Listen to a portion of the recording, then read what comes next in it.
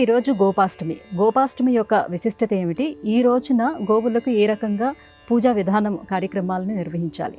అతీత్య బాల్యం జగతాం పతే త్వముపేత్య పౌగండవయో మనోజ్ఞం ఉత్పేక్ష వత్సా వనముత్సవేన ప్రావర్తిత గోగణపాలనయాం అంటాడు నారాయణ భట్టతిరి.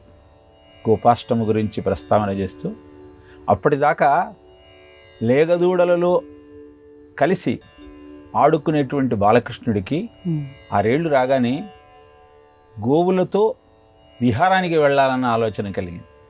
అందుకే యశోద దగ్గరికి వెళ్ళి నేను వెళతాను గోవులతో అంటూ అభ్యర్థన చేశాడు. ఇలా మొట్టమొదటిసారి కృష్ణ పరమాత్మ గోవులను ఆరాధిస్తూ పూజించినటువంటి పర్వదినమే కార్తీక శుద్ధ అష్టమి. అదే గోపాష్టమిగా కీర్తింపబడింది.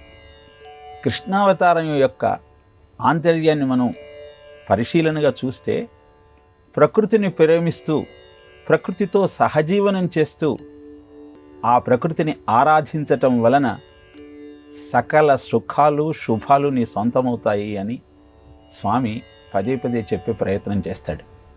అందుకే నందుడొచ్చి ఇంద్రుణ్ణి పూజిద్దాము యజ్ఞం చేద్దాము అంటే పశులకు కొండకు బ్రాహ్మణోత్తములకు మఖము చేయుట మంచి బుద్ధి అంటే ఇంద్రుణ్ణి కాదు మనం పూజించాల్సింది, ఈ గోవులను పూజించాలి.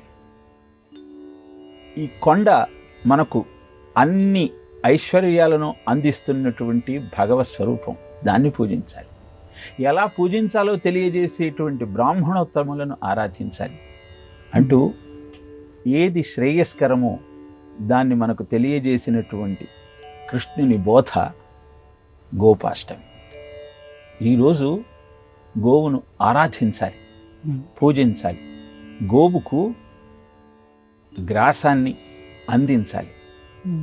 ఇలా గోవును పూజించటం వల్ల విప్రాగావాశ్చ వేదాశ్చ తపస్సత్యం దమశమః శ్రద్ధా దయా తితిక్షాచ క్రతవశ్చ హరేస్తనూహు.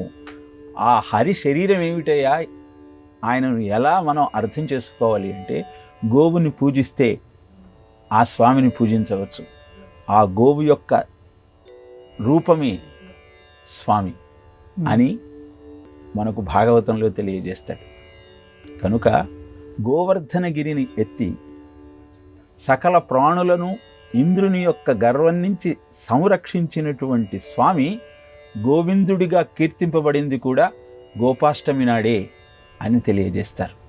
ఆ గోవును సంరక్షిస్తూ పూజిస్తూ ఆ గోవు నుంచి వచ్చే పంచగవ్యాలను ప్రసాదంగా స్వీకరిస్తూ జీవనాన్ని గడిపేవారు ఇహపరాలను రెండింటిని అందుకోగలుగుతారు. ఆ సత్యాన్ని తెలియజేయటం కోసమే శ్రావణ బహుళ అష్టమి నాడు జన్మించిన స్వామి, అవతరించిన స్వామి కార్తీక శుక్ల అష్టమి నాడు గోవును ఆరాధిస్తూ గోవు యొక్క ప్రాధాన్యతను మనకు తెలియజేశారు. సాధు గోమాత భరతభూ శ్వాసకోశ అంటారు విశ్వనాథ వారు. సకల జనావళి యొక్క శ్వాసకోశము గోమాత. అలాంటి గోవును అర్చించటానికి అనువైన అద్భుతమైన ముహూర్తమే గోపాష్టమి.